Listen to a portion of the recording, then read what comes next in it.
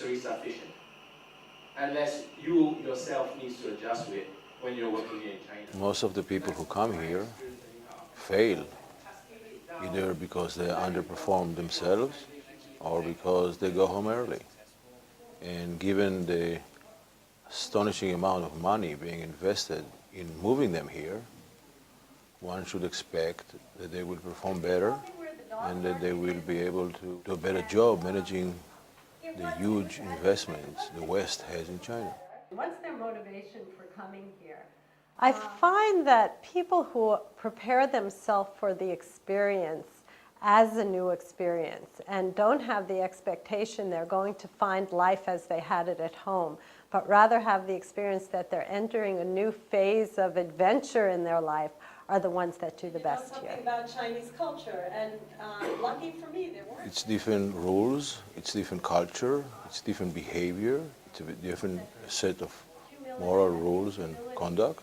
The language creates a huge barrier, and simple things like getting some medicine for a sick child that has a cold becomes a monumental task. Sometimes you have to go to a hospital where pharmacies operate all night and you can obtain these things from a pharmacy, except you cannot speak the language.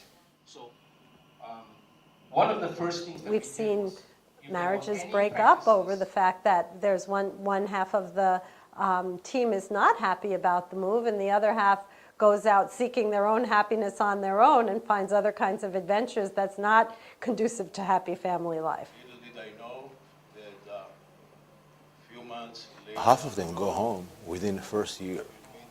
It's the first period of time where you actually have all kind of small things happen to you that create a huge amount of stress and tension between the spouse and the executive that make people sort of go home. We're really targeting at the moment the people who first arrive here, before they arrive here, so they can transition in here in a sort of optimal way. The very, very big companies like the Intels, the Motorola's of the world, the Coca-Cola's of the world, they have their own universities here. They really got it down path in terms of how to train expats and move them here. It's the second-tier companies that rarely sort of invest the amount of money in the integrated view of how to actually make a transition possible, a success. We target these companies.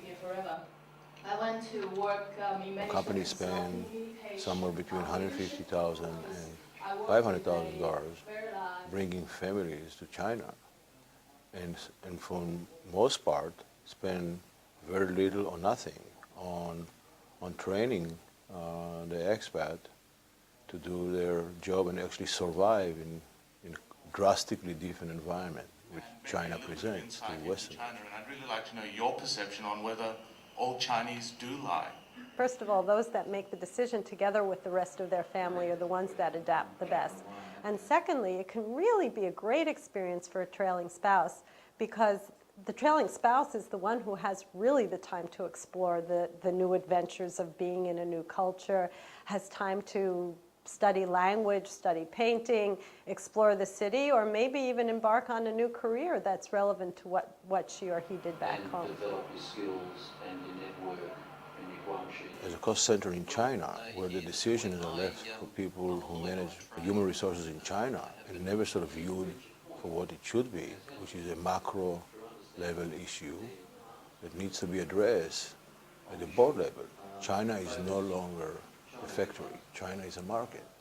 You need to think about it strategically, and you need to say, hey, we are spending so much money bringing people here, and we have such a huge turnover and such a failure rate, we might as well invest a little more and actually have people know the basic. We teach the basic. So I feel it's... You spend $150,000 on the low end bringing somebody here. We heard numerous instances with the same job turned over 3 times in 20 months. You're going to spend several thousand, $6,000 to $10,000 educating your family, and if that's going to change the longevity and your success rate, that it's money well spent. You had the time and the interest, even if you just... It's a combination between putting the word out through conferences where we actually show that there are a whole lot of issues that need to be addressed when somebody transitions to China, as well as collaborating with the United Family Healthcare that brings a huge number of expats to China and offering them an added service that using it results in happiness, less stress, and much healthier families. Preserved more of our core cultures. And We look in basically the Western world, and we sort of look at European and American primarily, all of which might include even Australian, but primarily it's American and European. And the last thing I want to add on that is that bridges... By basically taking them to boot camp, expat boot camp, where they learn basic skills, and they learn the basic skills not alone as executive, but with their families. So when they leave the boot camp after 7 days, they have a sense of how to function and survive in China.